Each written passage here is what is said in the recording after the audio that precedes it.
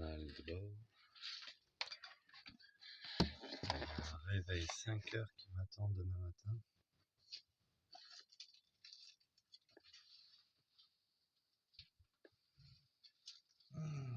Aujourd'hui, le lundi 7 juin,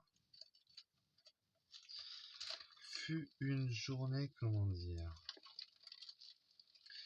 pleine de rebondissements,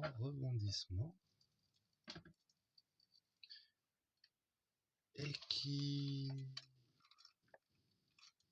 va de plus en plus mal. On a peut-être atteint un point de non-retour avec Audrey maintenant. Audrey m'a bloqué sur Discord, Audrey m'a bloqué sur Messenger. Mais Audrey continue à recevoir des SMS. Pour combien de temps avant qu'elle bloque mon numéro? Qu'est-ce qui s'est passé aujourd'hui? Tout avait bien commencé entre elle et moi. Et il a fallu qu'on soit au même endroit et que Audrey refasse la Audrey. Insupportable. Pour que ça reparte en couille, encore une fois. Ça sera vraiment pas possible avec cette femme. Et ils ont volé mon gamin. Donc il va falloir trouver une solution. Je veux pas que mon fils grandisse avec cette folle tarée. Et avec son père. Pour Philippe, le fait d'être assis en César,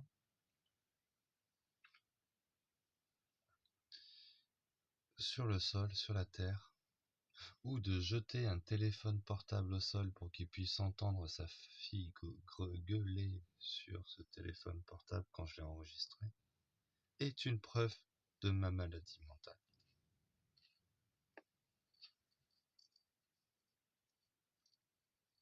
Tu veux qu'on mette les choses dans le contexte, Philippe? Tu veux que je refasse cette journée minute par minute pour savoir ce qui s'est passé? Je me lève après m'être couché à 3 heures du mat, parce que il se trouve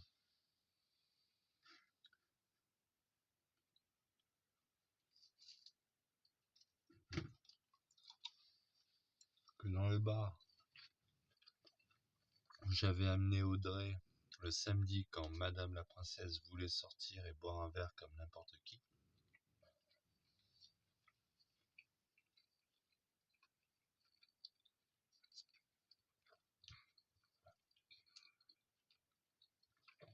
j'y suis retourné le lendemain.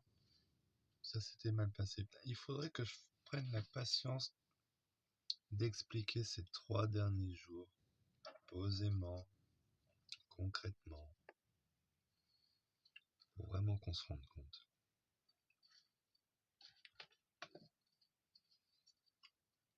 Vous êtes tous fous, les Gonzales. Là, j'ai trahi la confiance à Audrey parce qu'il y a plusieurs semaines, j'ai envoyé un message à sa grand-mère, à la mère de Philippe.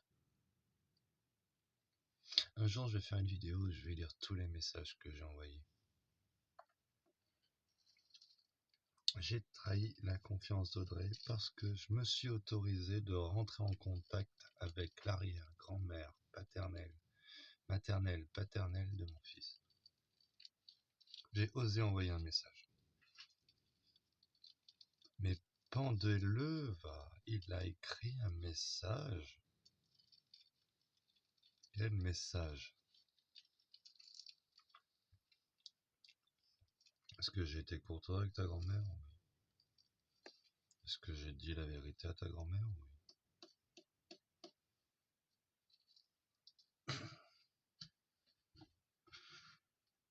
Nous ne souhaitons qu'une solution équitable, Audrey.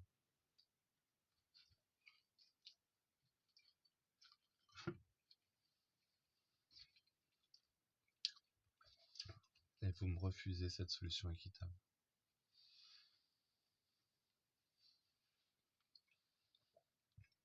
bonne nouvelle dans tout ça. Maintenant, j'ai un numéro local et je vais appeler la PMI. Il faudrait d'abord que j'aille pisser dans un local.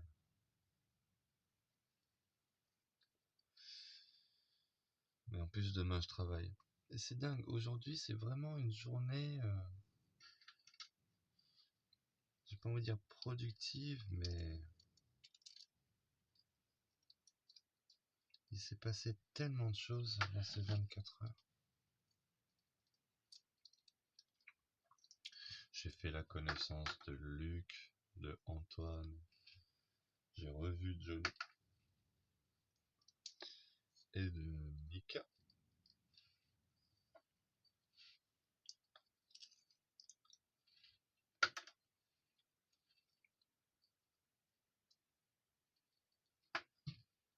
Les habitués d'un bar-billard. Antoine et Luc, c'est le boss Luc. Mais Antoine, c'est l'homme-femme à tout faire. Oups.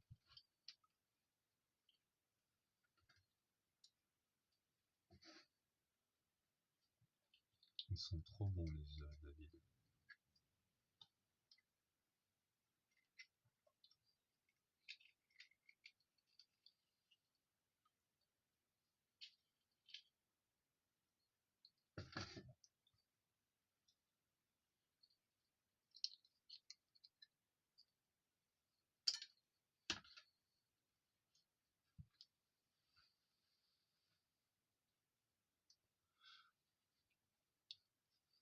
Il y a Audrey que je vois. Ça se passe très bien à distance. En plus, hier, j'avais vraiment la volonté de lui offrir une soirée. On avait fait la veille une soirée, mais ça avait fini en queue de poisson. Quand je l'ai vue parler aux inconnus en mode « Je suis chez mes parents, je suis une artiste. Non, j'aime pas travailler, j'aime la nature. » Tout ça. En mode de rien n'était, donc pas un cauchemar. Vous êtes en couple? Oui. Audrey, tu veux pas être en couple avec moi, assume-le, dis que tu me quittes, et on va de là.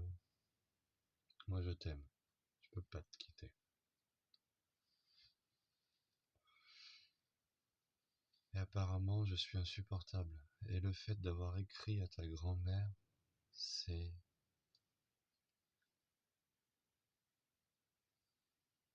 C'est quoi? C'est trahir ta confiance. Vous volez mon gamin. Non, vous avez pas trahi ma confiance. J'écris un message à ta grand-mère, je trahis ta confiance. Et je suis un fou. Et un malade mental, selon ton père. Philippe, tu n'es ni psychologue, et non, tu n'es pas sain d'esprit. Et d'accord, peut-être que le fait d'être un menteur ne fait pas de toi un malade mental. Ah si, on appelle ça de la mythomanie, Philippe. Tu es mythomane. Tu es convaincu de tes mensonges, Philippe. Donc toi aussi tu es malade mental, tu vois. Qu'est-ce qu'on pourrait dire? Moi je suis malade mental? Je compte beaucoup trop. Peut-être un syndrome d'autiste Asperger. Oui d'accord, je suis malade mental. On est tous malades mentales sur cette terre. Audrey est bipolaire. Ta femme également. Ta femme a fait des crises et a éclaté le visage de Audrey à coup de lumière à 5 heures du mat en disant que c'était une traître parce qu'elle avait signé un papier comme quoi elle voulait venir s'installer à Tahiti avec nous. Après elle a dit non, après aujourd'hui elle a dit oui, et après sûrement maintenant elle va dire non. Parce que j'ai écrit à sa grand-mère Dani. C'est dommage, quand je filme, je peux pas lire tous les messages que j'ai écrits. Faudrait qu'un jour je lise tous les messages sur une vidéo pour qu'on se rende vraiment compte à quel point les choses sont. Philippe, quand tu dis tu ne m'accepteras jamais sous ton toit, parce que j'ai insulté ta famille. Tu m'avais déjà refusé l'accès à ton toit avant que je me mette à dire des mots sur ta famille.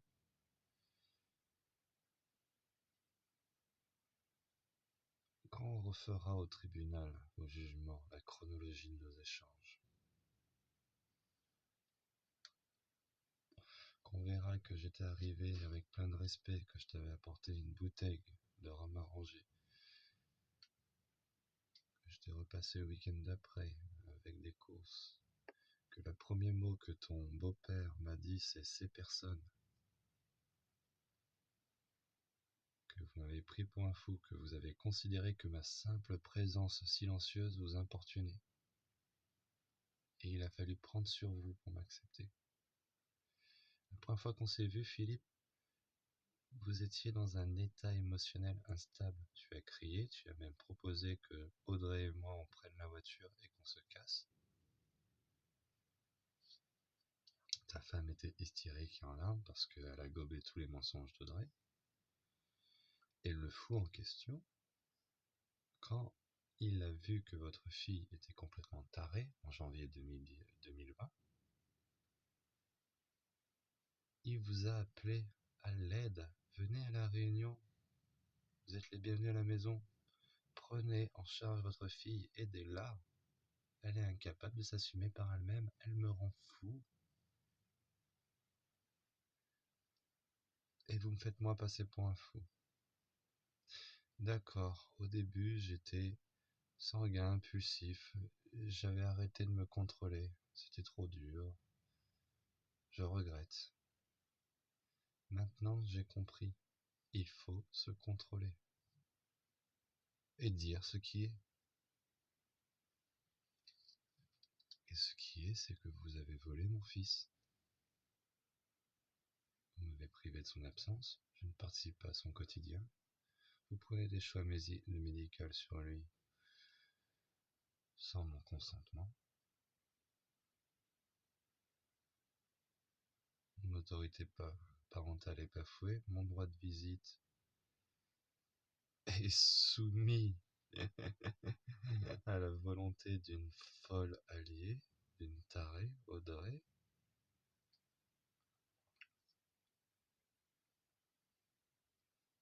Que vous laissez régulièrement sans surveillance avec mon fils.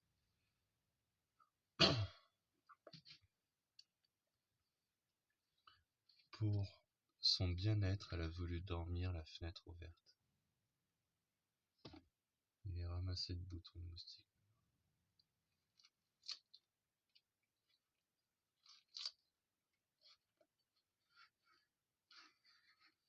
Est-ce qu'elle continue ses séances d'ostéopathie sur mon fils?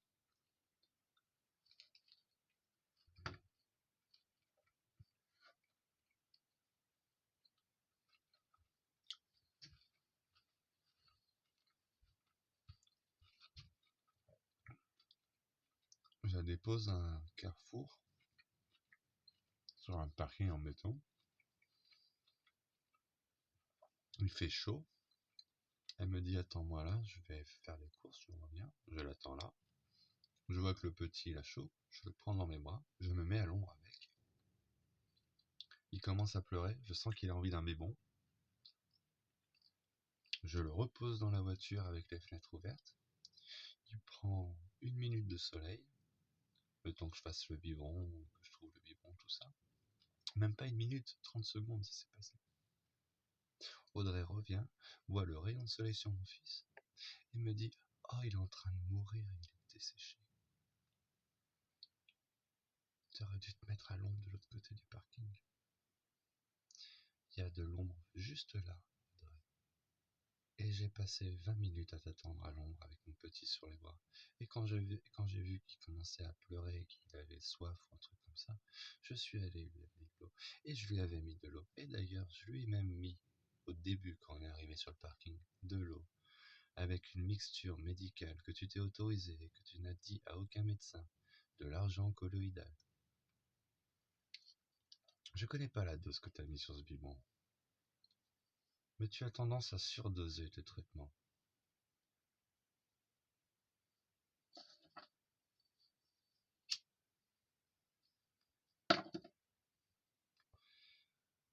Demandons-en à des experts médicaux. Voyons si j'ai mis la vie de mon fils en danger sur ce parking, comme tu le prétends.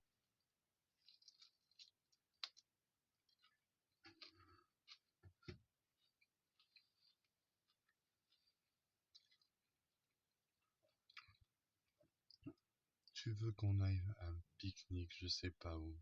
T'as le Mappy, tu me guides, tu sais même pas me guider au bon endroit.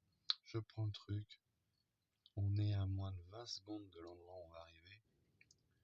Tu décides, parce que je prends pas la direction que tu veux, parce que tu sais pas quelle direction prendre et que j'ai bien vu qu'il fallait faire demi-tour pour arriver au bon endroit, et j'avais raison. Tu décides de sortir de la voiture comme une furie, avec mon fils dans les bras. Alors que 20 mètres plus loin, on était garé.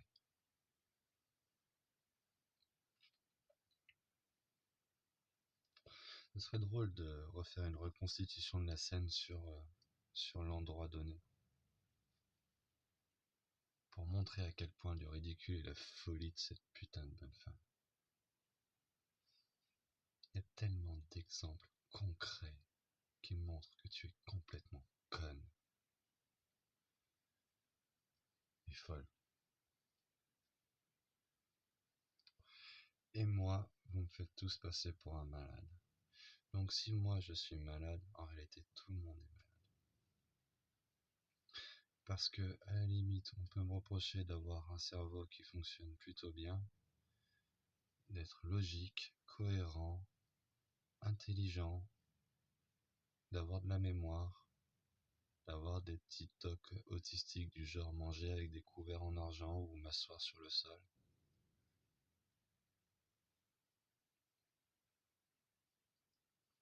Quels sont vos troubles psychiques, ô Gonzalez? Parce qu'il y en a plein chez vous. Je suis fou. Je suis fou.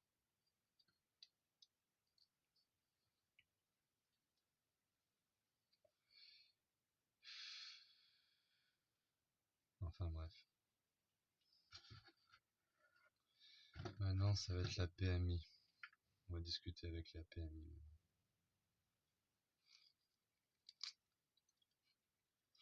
Et on verra, lors des confrontations, qui restera calme.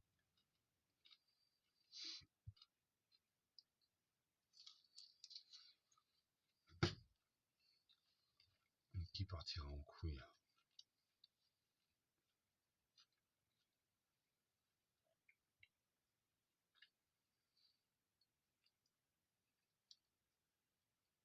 Dans moins de 6 heures, je dois me lever et faire 5 km pour faire ma première journée de boulot.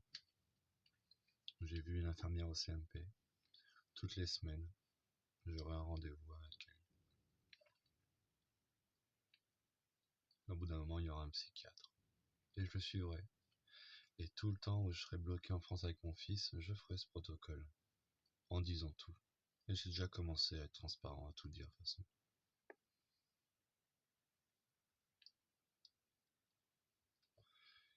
Est-ce que je suis fou? Est-ce que je suis malade, à votre avis? Parce que je sais pas. Vous êtes en souffrance, vous avez sûrement besoin d'un psychiatre. D'accord. Je souffre. C'est la façon de dire vous êtes malade.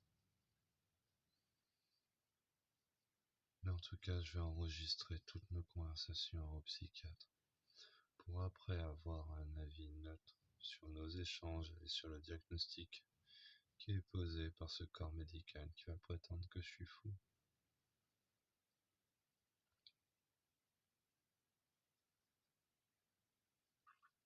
Je suis obligé de me défendre.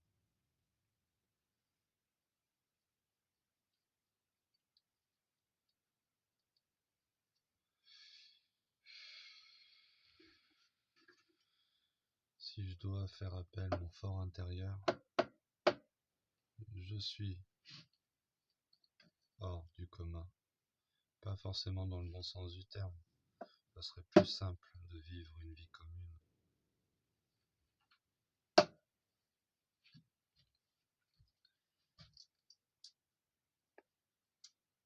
Mais oui, je je suis différent? Est-ce que je suis dangereux?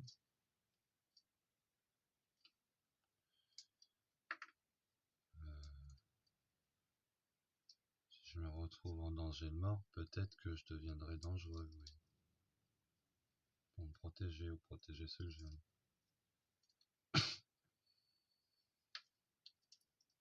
Mais est-ce que je suis dangereux? Est-ce que je suis le genre de gars qui agresse gratuitement? Est-ce que je suis un danger public?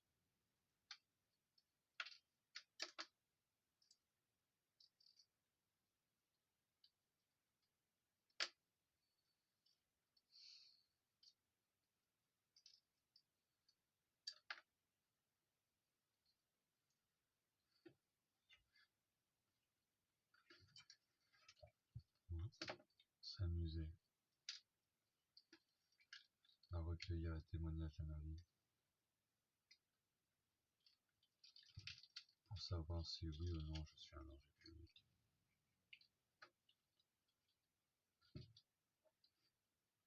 Il faudra demander à ceux qui ont été dangereux avec moi si j'ai été dangereux avec eux. Et si au moment où je les ai dominés, je les ai blessés.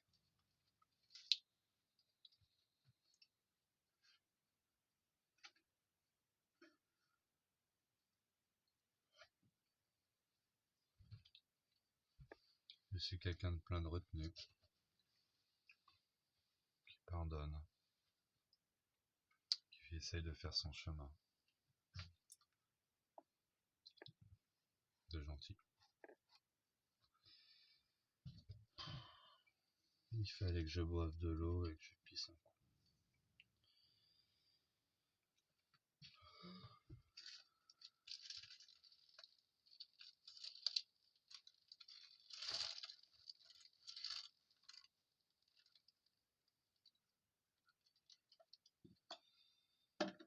La partie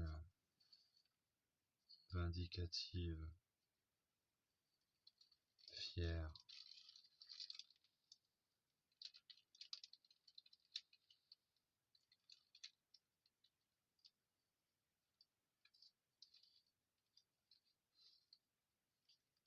prétentieuse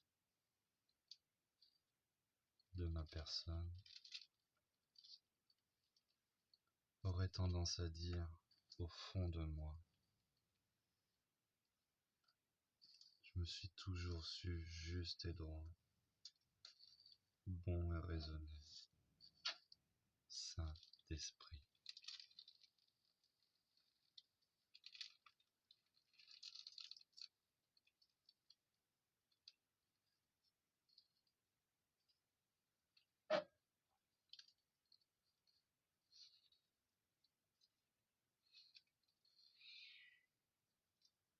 Et c'est vrai qu'à l'extérieur, ça se voit pas trop. Je suis trop fantasque, farfelu. Trop un artiste.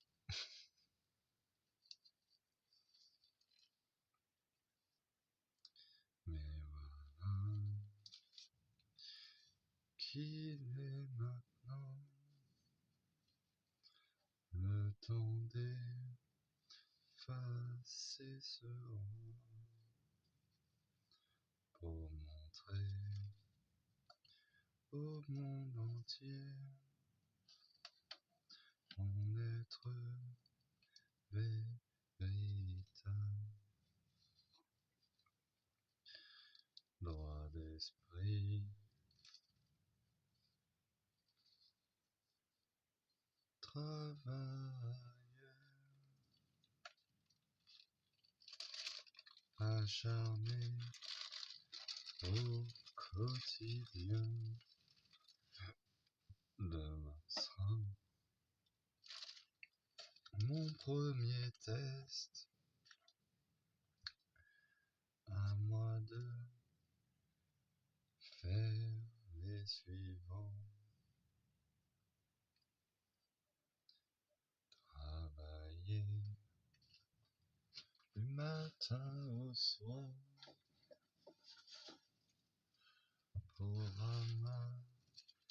c'est de l'argent pour notre cœur à retrouver loin de cette folie perçue.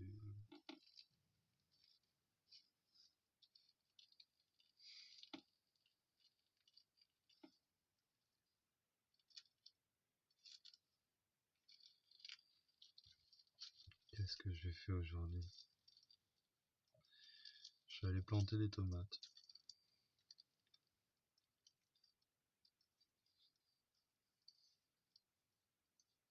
Je suis allé voir un psy. J'ai vu mon fils. Je me suis pris la tête avec ça.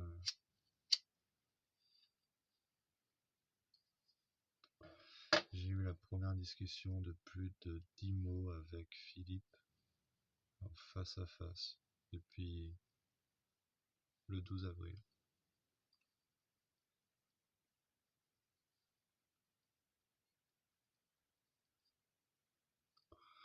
On n'était pas vraiment face à face, on était plutôt côte à côte avec une distance de sécurité de 5 mètres au moins.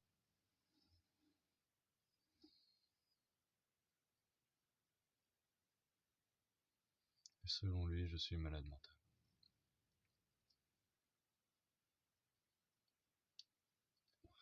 Et quand je lui ai demandé pourquoi je serais malade mental, il m'a dit regarde, tu es assis par terre et tu jettes ton téléphone. Tu es malade mental.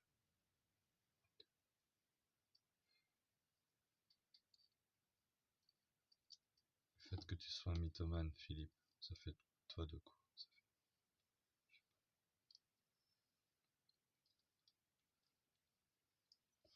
J'ai insulté qui dans ta famille?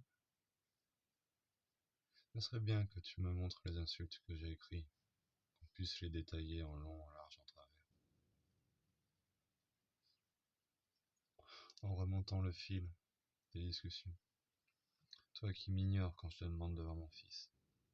Et que je dois passer par Audrey pour le voir. Cette situation n'est pas normale. Et je le dis depuis le début.